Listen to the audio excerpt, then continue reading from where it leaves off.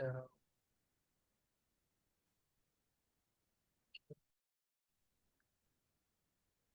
Hello and welcome, everyone. I'm so glad you could join us today. I can see people joining in right now. Welcome, everyone.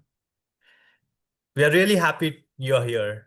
Before we dive in to our content, I wanted to set the stage for today's conversation. And we have a short video clip that speaks directly on what's happening in supply chains right now. This sets the perfect tone for our topic today. So let's start there. Bretta, can we please roll the video?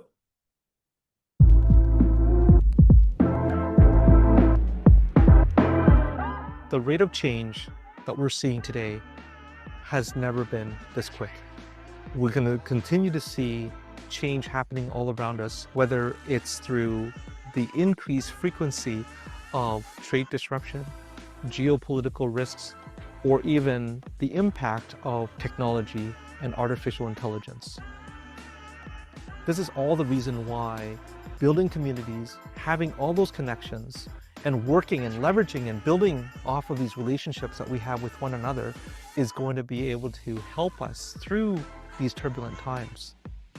A vibrant supply chain community allows supply chain professionals to really build off of the relationship we have with one another for support, for best practices, to learn from one another, and to share ideas. The recent experience with the tariffs, for instance, amazing effort by all those to come together to talk about what are you doing in your organization? What am I doing in my organization? How are we gonna deal with this? How do we change and move our supply chains around so that we can address these trade disruption risks and issues? That's the power of that community to be able to engage.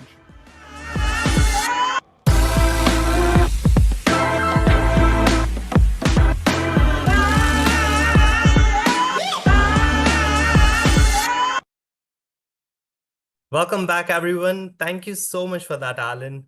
My name is Jigar Kanjani, and I'm the Professional Development Program Coordinator here at Supply Chain Canada West. And on behalf of our whole team, I want to thank you for being here this afternoon with us. Before we get into today's conversation, just a few quick housekeeping notes to get us the best experience possible. First one being recording and slides. Today's session is being recorded, and both the video and the slide deck will be emailed to all registrants afterwards. So no need to take notes unless you want to. You'll also be earning 2 CPD credits today. If you are an Alberta member, your CPD credits will be added automatically. For SCMPs holders outside of Alberta, please remember to log them manually in your Supply Chain Canada account. You'll all be in listen-only mode to avoid interruptions. However, we have a live Q&A at the end of this session, so feel free to submit questions anytime using the Q&A button at the bottom of your Zoom window. Along with the recording and slide decks, you'll also be receiving templates, tools. These are the things that you'd be able to take away from this session and implement at your work. So expect to receive that in the email communication that would follow after the session. Now let's talk about today's webinar, Sustainable Procurement Lessons from Global Practices. Procurement is becoming the new frontier for ESG and risk management. Organizations can no longer separate buying smart from buying responsibly. The companies winning are embedding sustainability and due diligence into their sourcing decisions from day one, not bolting it in after the fact. But here's where many teams get stuck. How do I actually do this at scale? How do I build supplier due diligence without slowing down buying? How do I justify the cost? How do I collect emissions data without drowning in spreadsheets? How do I get my leadership on board? These aren't theoretical questions anymore. With fighting against forced labor and child labor in Supply Chains Act now in effect, with raising investor and stakeholder expectations, and with margin pressures tightening, they are real and urgent practical needs. That's exactly why we have brought Breda Cormack in today. She is going to walk us through how leading teams, both public and private sector, are translating policy into real, actionable sourcing playbook.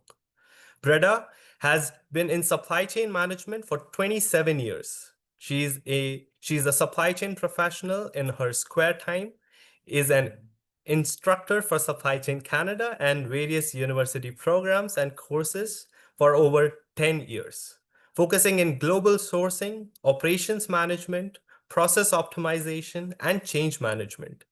Her career has been split between private sector and public sector, working internationally and across 3 provinces. She holds a Master's of Business from the University of Alberta and a Master's of Law from York University in Toronto. Speaks multiple languages and has a sweet spot for Blue Jays. Currently, she is the Manager of Risk and Procurement Services at Sturgeon County, where she applies all the expertise to real operations, designing sourcing categories that balances cost, quality, delivery, and ESG, and then actually implementing them in organizations with real constraint, real politics, and real pressure to perform. Her real superpower, the intersection of strategy and execution, not just what and the why, but the practical how. So with that, Breda, the stage is yours. Take it away.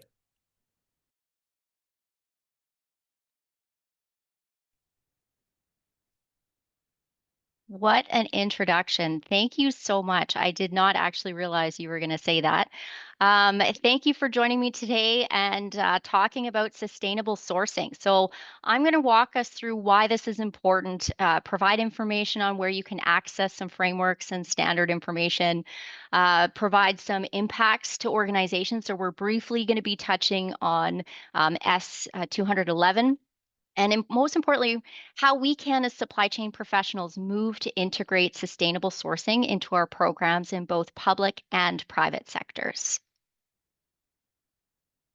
So, what is sustainable sourcing? It's comprised of several things, also known by many different names: responsible sourcing, sustainable sourcing, ethical sourcing, ESG. Sustainable sourcing is the inclusion of selection criteria throughout your supply chain, from sourcing materials, products, services, to include those social, environmental, economic, and governance transparency principles. It's the alignment of what we buy, who we buy it from, and how they align to our values, legal obligations, and sustainability goals. So, sustainable sourcing typically involves environmental responsibility. So, companies aiming to minimize their environmental footprint by choosing suppliers who use sustainable materials and production methods, reducing greenhouse gas emissions, water use, and waste in supply chain. It's the social responsibility, meaning ensuring that fair treatment and safe working conditions for people in supply chain. So, no forced labor, child labor, human trafficking, fair wages, reasonable working hours, safe and healthy working environments, and respect for rights and community impact. Economic viability as well, that comes into play with governance and transparency. So, a responsible sourcing strategy supporting long term economic value. So, resilient supplier relationships, supporting local suppliers and small farmers, encouraging innovation and continuous improvement in supply chains. Responsible sourcing also includes that governance transparency, so anti-bribery, anti-corruption measures, traceability, knowing where materials come from and who produces them, conducting those audits and assessments of suppliers along the way. So this should look pretty familiar to everyone. This is the way we have been doing business in both sectors for decades. Then came COVID. It showed us the gaps in our approach and was the catalyst that shifted the way we operate. So, resiliency, sustainability, digital transformation. We saw JIT delivery models fail because causing factory shutdowns, port congestion, and transportation delays. We saw shifts in executive priorities. People now know what supply chain is and how disruptive it can be to daily life and business. Diversification and regionalizing supply chains were enacted. Having multiple sources is now all of a sudden okay. Redundancy was okay because the market was so unstable. Data emerges to support our risk mitigation. Sustainability is now a core strategy, and supplier relationships evolve to collaborations, data sharing, training, and shared risk mitigation approaches. So, how do we transition into sustainable sourcing? Well, we set a clear policy foundation. So, developing or updating your responsible sourcing policy, aligning with international frameworks like Supplier Code of Conduct covering labor rights, environmental standards, and ethical practices. We conduct those baseline assessments. So, mapping your current supply chain right through your tier 1, 2, 3, 4, identifying ESG risks, forced labor emissions, and use tools like EcoVadis and SEDEX or internal risk tiering tools. We then integrate ESG into our procurement processes. So those RFXs, an RFI, RFP, RFQ, our contracts, including ESG clauses, audit rights, termination provisions for non-compliance, and finally down to those SLAs with the tier service levels. So putting those ESGs and KPIs into place. Finally, we build our supplier capacity, provide any training, support suppliers in obtaining certifications, and encourage that continuous improvement. And like everything else, we have to add that monitor, audit, and report. So conducting those regular audits and assessments, tracking performance, and supplier scorecards. Using a life cycle costing approach and scope 3 data. Hold on to scope 3. We're going to come back to that in a little bit. And moving beyond purchase price to include energy, maintenance, disposal, carbon costs, emissions. And then we're finally going to align those internally across our teams. So integrating ESG right from your team into the next one, using shared systems such as SAP, Ariba, Coupa to manage ESG data and supplier performance. So I'm just going to give some statistics out here for a second.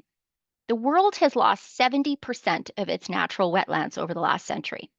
Over 736 million people still live in extreme poverty, and half of all living people in poverty are under the age of 18. Every 2 seconds, someone aged 30 to 70 dies prematurely of a non-communicable disease such as cardiovascular disease, respiratory disease, diabetes, or cancer. ESG sustainability and cost are now integrated objectives. They are no longer trade-offs. New legislation like Canada's S211, EU regulations as well, companies are now required to provide that ethical and low carbon supply chains. Over 70% of total corporate emissions come from scope 3, making procurement a critical decarbonization lever. Responsible sourcing reduces both financial and non-financial risks along the way. So price volatility, carbon costs, reputation, legal and social risks as well. So how do we help? What do we do? What can we do as supply chain professionals? Where do we fit into this position?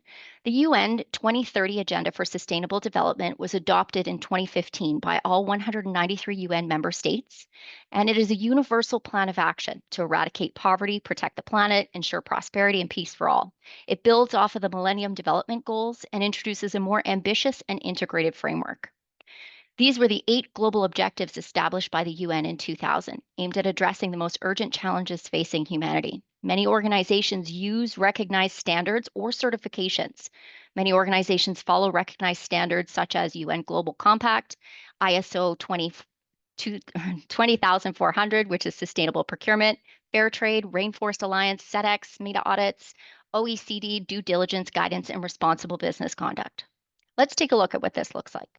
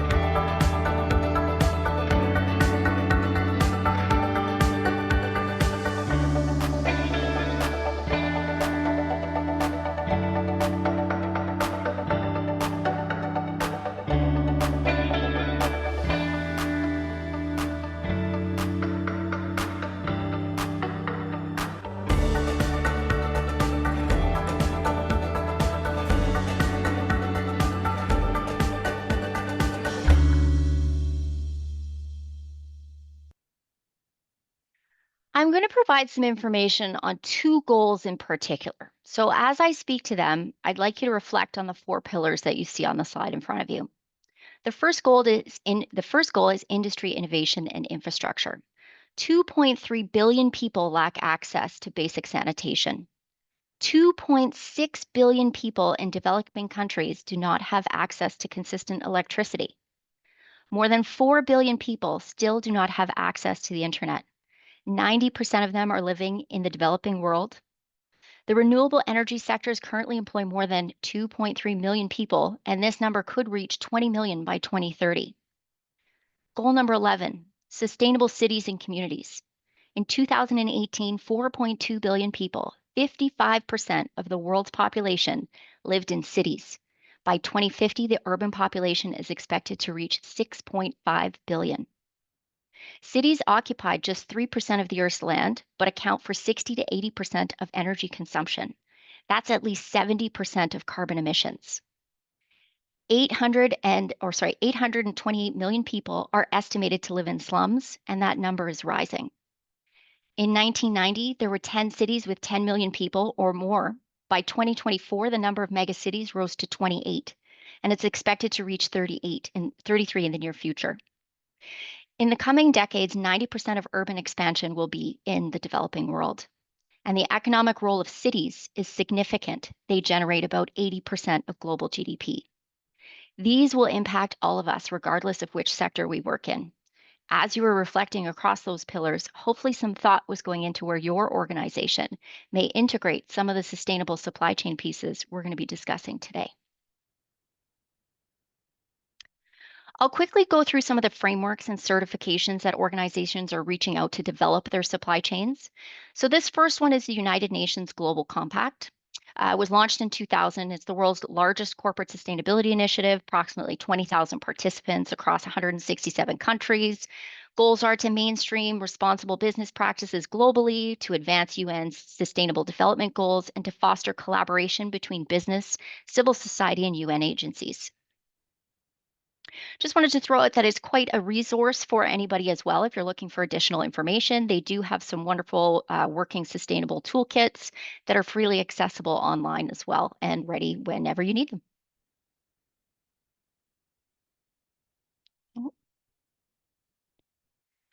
So ISO standards for the International Organization for Standardization, a non-governmental global body founded in 1947. They develop international standards that ensure quality, safety, efficiency, and sustainability across industries. ISO has published over 25,000 standards used in sectors like manufacturing, healthcare, energy, IT, and food safety. ISO 26000-2010 is the guidance on social responsibility. This provides that framework for organizational social responsibility covering human rights, labor practices, environment, fair operating practices, consumer issues, and community involvement. ISO 20400-2017 Sustainable Procurement Guidance.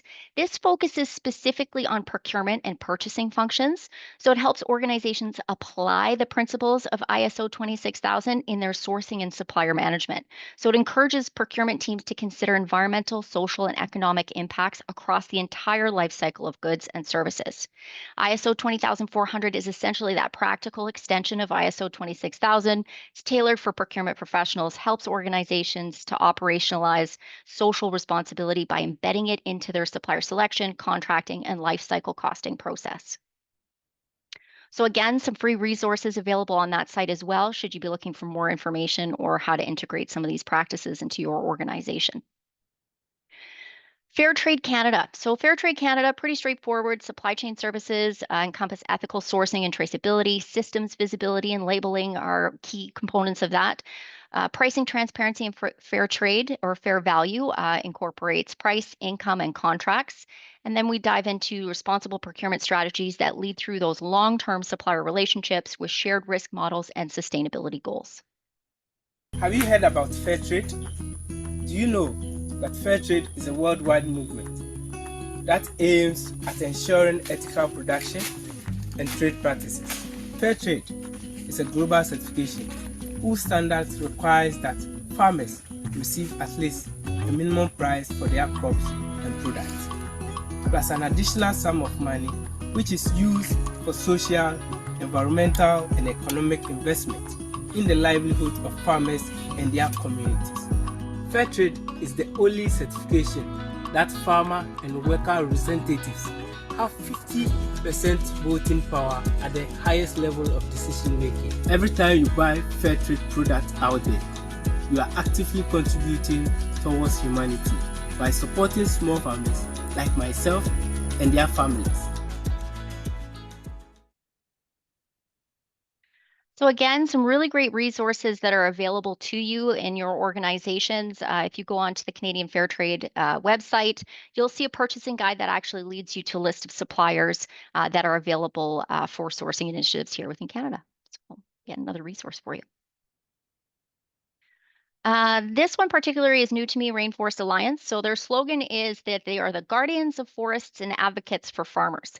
So sustainable agriculture certification, farms and companies supporting healthy forests, better farmer livelihoods, human rights, good environmental practices, as well as climate resilience. And then they have a second certification called regenerative agricultural certification. And it's all of the most critical elements of our sustainable agricultural certification, the one listed above, but with those added requirements for soil health, biodiversity, and climate resilience.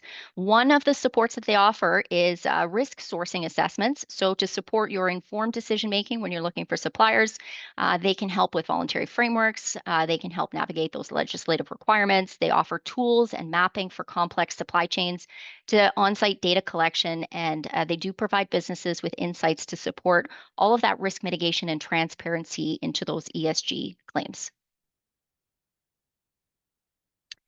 So now we're going to kind of move into some of the data analytics side of what you can do as an organization. So SEDEX is a worldwide nonprofit organization.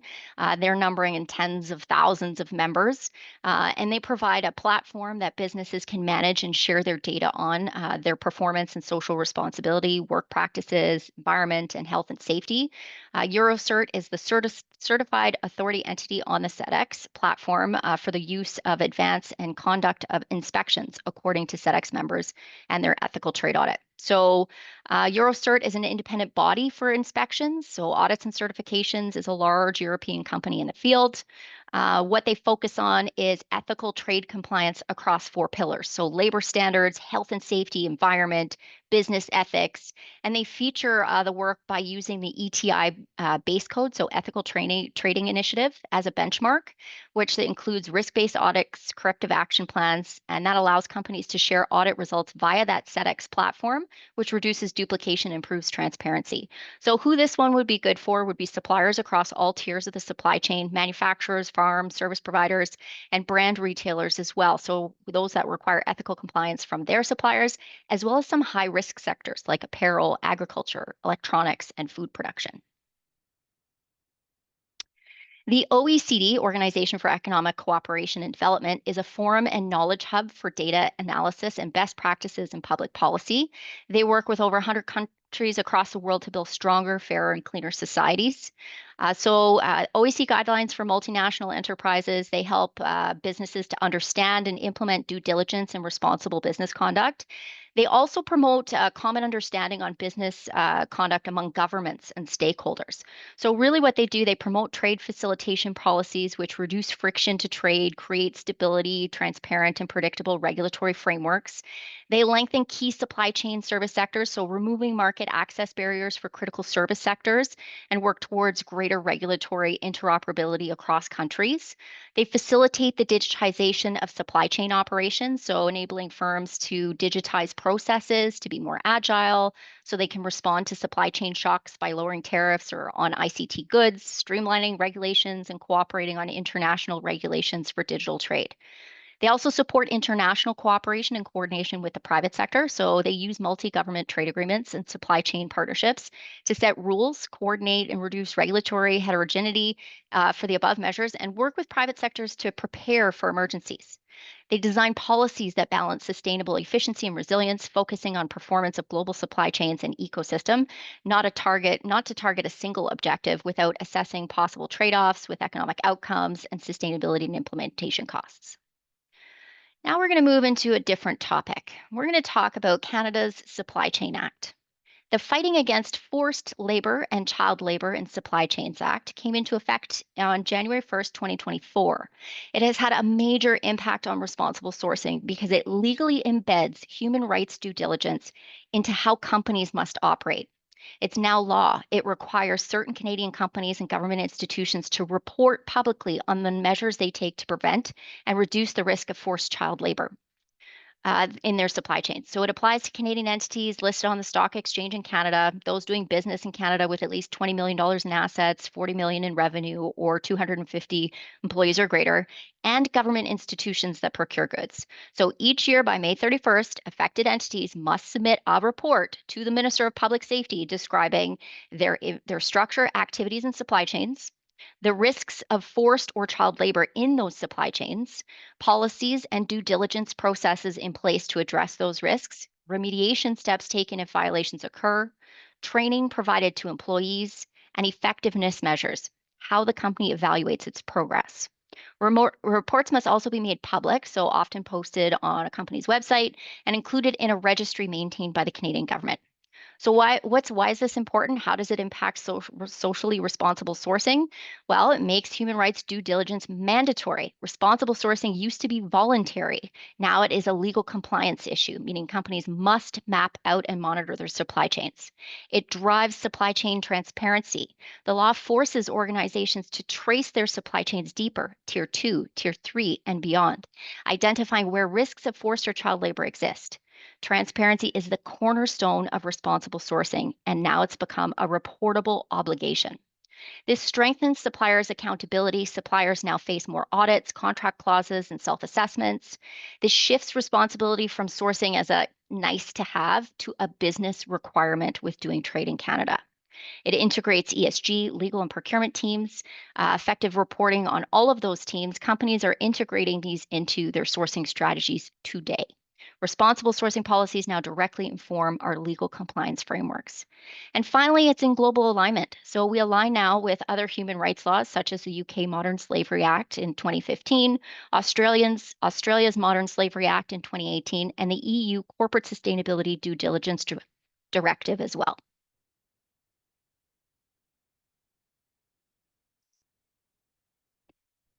It is intended for stakeholders involved or impacted by procurement decisions and processes. So, how do you incorporate sustainability into your programs and where you're at today? First step is familiarizing and aligning with those sustainable development goals to your organizational goals. Second is leadership commitment and buy-in, followed by stakeholder engagement, setting clear objectives and targets to areas where this impact is significant, securing resources, people, skills, technology, integrating into your operations from planning, implementation into business operations and process, and finally to evaluation. So I'm not going to go through this entire slide. It has been provided as a takeaway for you to use as you start to build out your programs and where you're located. But quickly, what does it look like? Step by step, it starts with building that business case. Again, going through your clear objectives, assessing your current practices and what you do today, engaging key suppliers, developing policies and guidelines to support these overarching goals, training, education, monitor development, and then, of course, as always, that continuous improvement. Integrating ESG and risk into your RFX process. So that's your RFIs, your RFPs, your RFQs, contracts, SLAs, supplier QRBs. This is how organizations operationalize responsible sourcing and human rights due diligence, moving from policy to practice. Again, I won't go through the whole slide here. The intention is that ESG and risk considerations are now shaping our supplier shortlisting and selections. We are no longer just looking at price and delivery. So if you're looking to integrate some questions into your process and make it a part of your processes as you go out for bids, here's some sample questions. Really easy. Please provide your organization's ESG or sustainability policy and describe how it's implemented across your operations. Do you have a documented supplier code of conduct? Have you completed an external ESG or social responsibility assessment? Do they have any of the certifications we were mentioning or speaking of earlier? Start integrating ESG and risk into contracts and SLAs. So I'm not a lawyer, so don't quote me in your processes. This is provided for consideration, not for legal review, okay? So supplier shall maintain policies and controls, ensuring that no forced or child labor exists within its supply chain and shall provide documentation demonstrating compliance. And you can see the rest. Key contract inclusions where you can put this into play. Of course, we've mentioned the supplier code of conduct. You can enter a clause. You can create a clause that speaks to compliance with laws and standards, referencing OECD guidelines, ILO conventions, and Canadian law. You can change your audit and access rights to put specific provisions in there to conduct ESG audits or require self-assessments as corrective action plans. Disclosure, transparency requirements, termination, remediation, sustainability performance targets. These are all great examples of where you can integrate it into your RFX processes. The important thing is not to forget them. So keep them in your vendor performance records.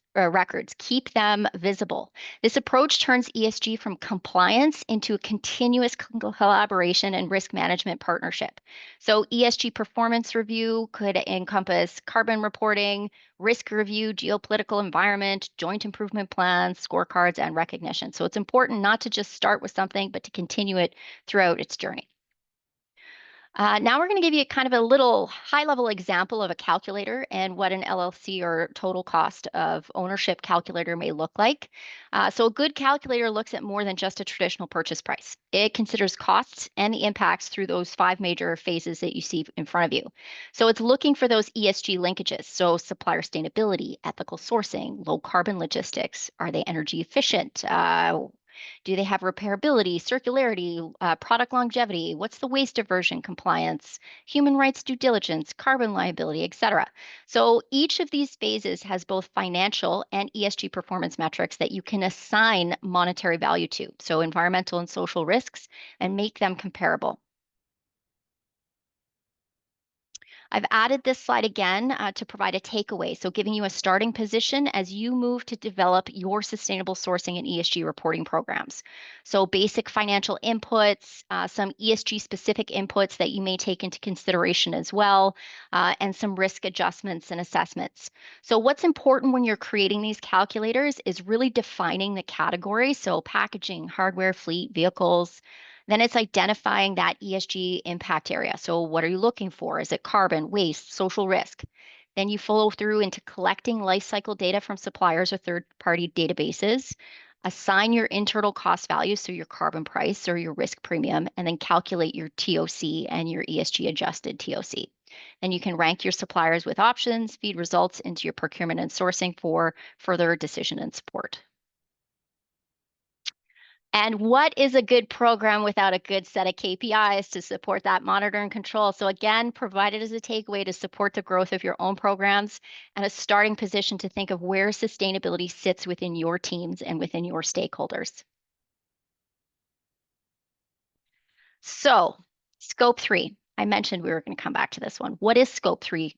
Scope 3 traceability data refers to the information and evidence used to identify, measure, and verify greenhouse gas emissions that occur outside a company's direct operations. That is across the value chain, both upstream and downstream. So basically, it's that data trail that tells you where your emissions come from, who generated them, in what quantities, and how they can be reduced. So why does this matter? 70 to 90% of a company's total emissions come from scope 3 sources. So these emissions are harder to measure and control, but are critical for ESG reporting, carbon reduction strategies, and regulatory compliance. So really critical to know. Again, this means being able to answer those questions. Where did this product or material originate? Who made or transported it? How much carbon or other impact did it produce? Can we verify or even audit that data?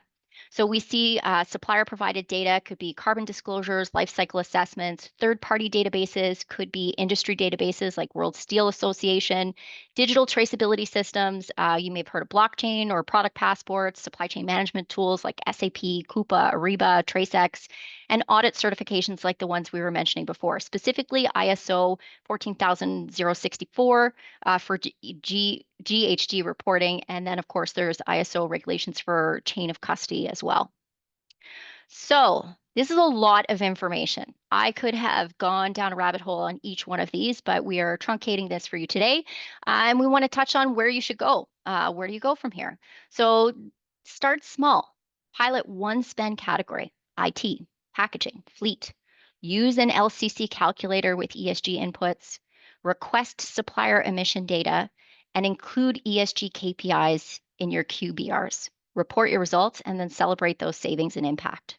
So we go right from policy and governance, so putting it into procurement policy and supplier code, all the way down to reporting and feeding data into those corporate ESG disclosures. And that's it. Thank you for your attention and time today.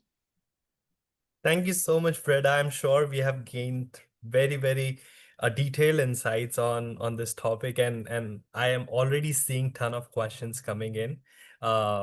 So let's get started with Q&A. I've got the first question from Varun. He's sharing, as Canada starts diversifying its trade partners outside of US, what is the major challenge do you think that sustainable sourcing professionals face in next 2 to 3 years? And then the other part of the question is, do you think that sustainable sourcing practices will be deterrent for partner countries around the world who would like to do business with us, especially those in Asia Pacific, who may not agree with ESG or aren't sophisticated enough to incorporate it into their manufacturing? Wow, those are really intense questions. I'll be quite honest. So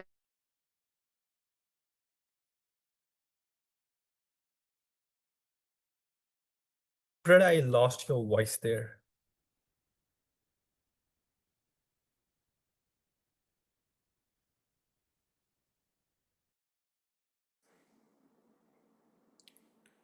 I think her headset probably disconnected, so she can't hear us Yeah. either. Breda? Just put up your hand and we'll see. Yeah.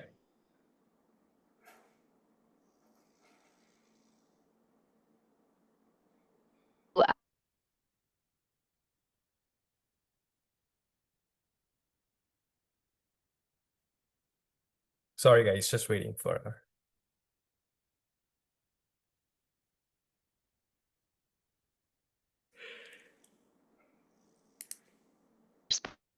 And I'm sure she's preparing a wonderfully, very in-depth response to Varun's question. I just feel bad that we're not hearing getting the benefit of it.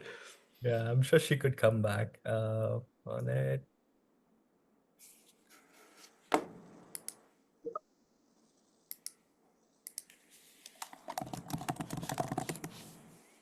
Are you still there, Jigar? Yes, yeah, we can hear you now. Okay. Oh, Yeah. was I? We lost the entire thing, but as soon as you started talking, your sound went off, and then we couldn't hear anything at all. Oh no, I had such a good response too. That's No, what I said to the audience. I said she's preparing the best response ever, and now we're gonna have to get you to repeat it again. So Oh, Yeah. I apologize. I don't know if anybody else is being affected by this Azure block that's happened earlier this week, but it's really done a number on our connections. So I apologize for that. What I was saying is that I've worked in both sectors. I've worked in private and I've worked in public. And I would say that public is the easier one where you can entrench these principles and standards because there's a lot more teeth in the public sector when you start to talk about your processes and your contracts.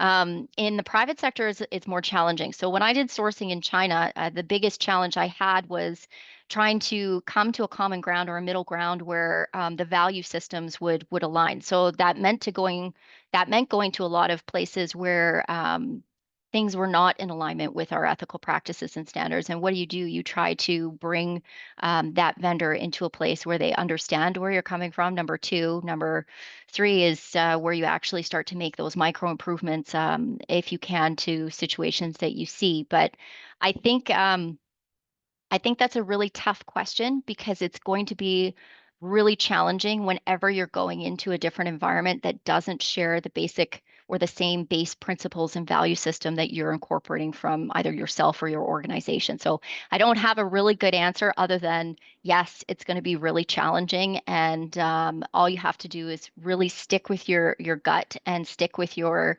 ethical approaches in supply chain, and that's what you have to do. Perfect. Thank you so much, Breda, for that one. And I believe that also builds into collaboration piece of it, like just consulting, getting to know what other people are doing in their businesses, how can we learn from each other. So that's a really, really great answer. Thank you so much for that. And thanks, Varun, for asking such a great question.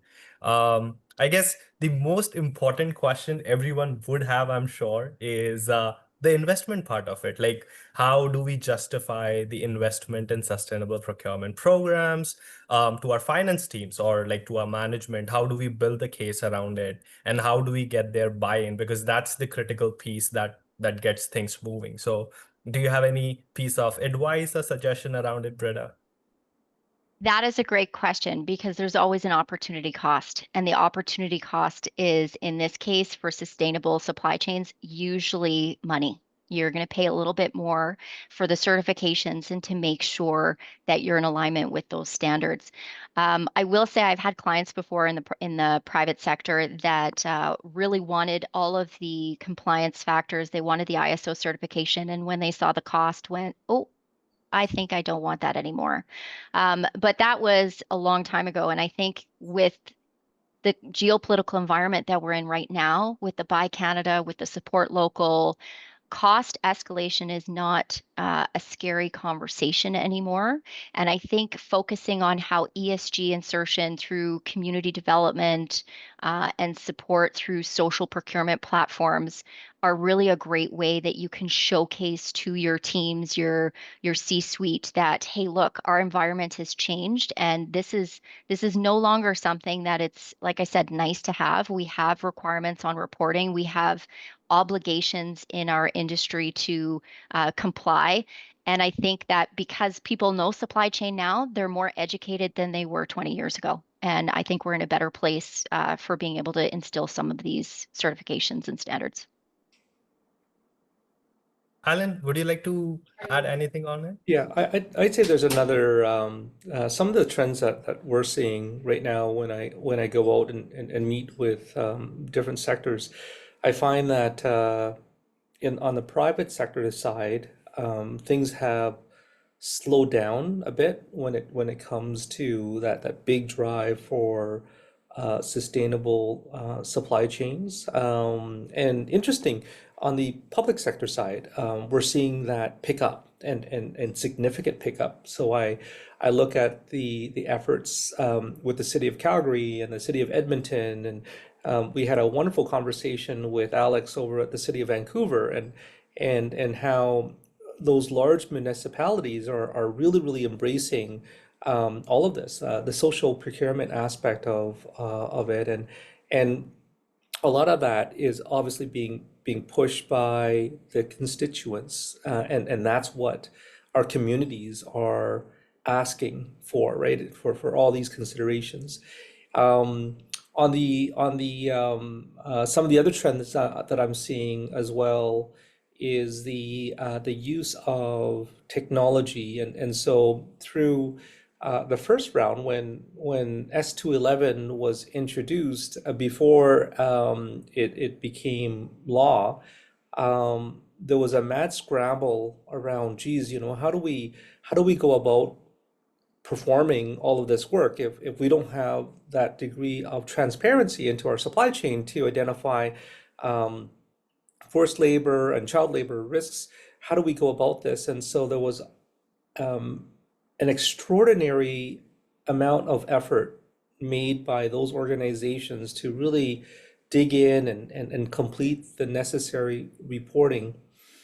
And out of that experience, there's been a trend towards the use of available technology, and as you can imagine, as we progress and evolve along too, there's new technology solutions now that are coming out that provides a much faster, easier way to provide that level of heat mapping on where your risks sit.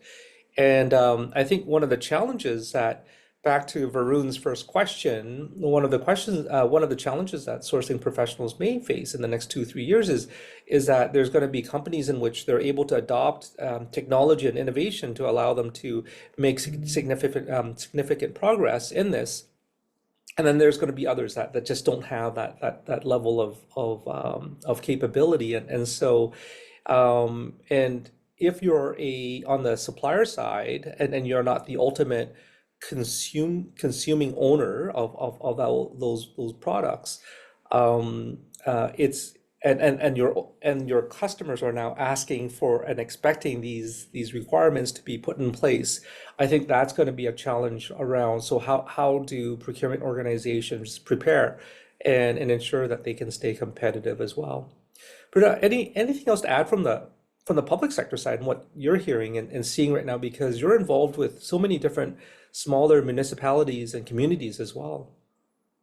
Yeah, I was just actually thinking of that too. So I tried to move forward with a social procurement policy about 4 or 5 years ago, and it was not at a time where it was understood or fully received yet. So I have seen a shift in the last 4 years where people are starting to kind of understand where it's placed in an organization and the need for it and the why behind it.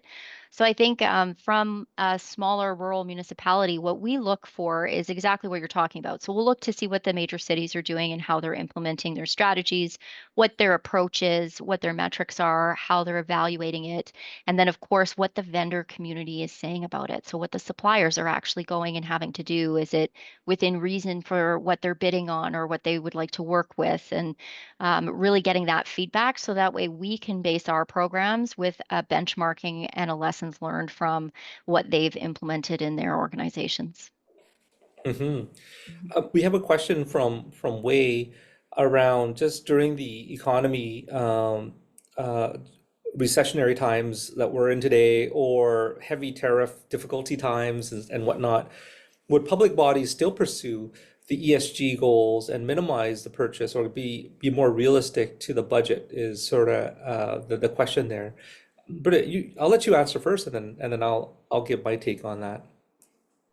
Yeah, I think you answered this one in the last question as well, that it's no longer hey, we can't use it right now, it's not working. It's no, we need it. And it's going into our process, our programs, how we run things. It's no longer, okay, well, next year we'll do it. It's why didn't we have this last year and have it in place? So people are asking for it, and when people ask for that kind of change, you can't ignore it. We had an executive roundtable on this very same topic out in Vancouver just in September. So gosh, a month ago. It felt much longer than that. And this was brought up, and the one comment that I heard from our leaders group there that resonated with me was a statement that said, all sustainability risks are supply chain risks. And if you let that sort of like sit for a bit and think about that, right? And we see it. When we talk about sustainability risks around modern day slavery, or around carbon, or whatever issues that would come up in your materiality assessment, what you're really seeking to look at is the transparency into your supply chain, so you can assess and place a value to that risk. And then once you can assess and understand the value and understand that risk, then you can take proactive steps to manage those risks. And so much of the effort that organizations are going through right now to understand their sustainability risks, I sort of equate it in the same way as you would do anyways in understanding your overall risks. And I've used this example in the past where we were working with a number of different companies here in Alberta, and there was a manufacturer based out of northern Alberta, and we sat down with their senior leadership, and asked them whether they were really familiar with their supply chain. And the response back was, yeah, we've been here for many years. We're all experienced. We know exactly what's in our supply chain. We know who our vendors are and whatnot, and we take proactive actions to manage our supply chain risks. And it was really interesting. So we sort of asked the example of, or we asked the question of, can you show us some examples? And they talked about, the instance of one of the key ingredients that they use in the manufacturing process, where the effort was to diversify the risk by sourcing from different companies. And so that was great. So the exercise was, and this was a research work that was funded by the government of Alberta. We went in and we provided the supply chain mapping, right? The detailed supply chain mapping of this manufacturer's supply chain. And it was really interesting because what we saw, so they were looking at this at the tier 1 level. So they said, okay, this product here that we need in our process, it's a key ingredient. Let's make sure that we diversified. And they went to 3 different suppliers to provide this one ingredient. And what we saw through our process as we dive deep and we looked at tier 2 and tier 3 was, in fact, all of the 3 vendors that they were going to source a product from the same tier 3 vendor. And as much as they were seeking to diversify to minimize their risks, and I would say that they were able to diversify and reduce their risks somewhat, relating to the manufacturing capability of each one of those suppliers. Ultimately, there was a risk because all of those companies were buying their products from one single company in China, right? And so having that visibility in, to me, that is supply chain risks, right? And that's an effort that we all ought to be taking on. And so this whole push around tariffs right now, like when you look at tariffs, we're looking at, okay, what are the alternatives and what's being affected, and this is forcing many supply chain organizations, procurement organizations to dive deep. And it's like, okay, how am I being affected? So maybe at the tier 1 level, I may not be affected, but as soon as you go down to tier 2 and tier 3, there is a tariff impact. And how do you manage that, right? So I think sustainability risk is supply chain risk. Do we have any other questions from the audience? We are still waiting to hear back. But amazing points there. Thank you so much for that. And I guess that is a good segue for Breda to then also talk about her upcoming workshop. So I guess we have a slide up there next that you could probably share. And Breda, would you like to talk about your upcoming workshop? Oh, Sorry, Breda, you're on mute. Sorry, I lost one of my screens here. So you'll have to tell me, if the presentation doesn't move, okay? Yeah. Didn't move. No, It didn't move, not yet. Okay, so we might be frozen here that's with okay. Microsoft Azure. Apologies for Okay. that. So I am doing a workshop, and it is actually going to go right into RFX processes. So one of the things that we've been discussing a lot is how do public sectors get appropriate or good training in the RFX processes that we see on a daily basis. So RFIs, RFQs, RFPs, RFTs, ITTs, you name it. So we are doing a workshop on the 25th and 26th of November that really dives into the creation of those RFX documents and the application of terms and conditions within. So part of what you saw today will be a part of that conversation in how we can integrate sustainable supply chains into our processes. And I took control of your Thank you. screen there and shared my own screen, so it's just so that folks can see there with your next workshop. And there's a QR code there that you can sort of scan as well, and that'll get you quick access to the registration page to go on there. So I think it's going to be a pretty awesome workshop that you're going to put together for us. Looking forward to it. Awesome. Thank you so much for sharing that. And I'm sure everybody's super excited for this one, just because we had received quite good amount of feedback for having something around RFX, just because there's so much that's going on around this space. So thank you so much, Breda, for partnering with us on this one. And I think we can probably give a bit of a sneak preview on some of the other things that we're going to be working on as well, Britta. Hey, and just around document management. You want to maybe talk about that a little bit?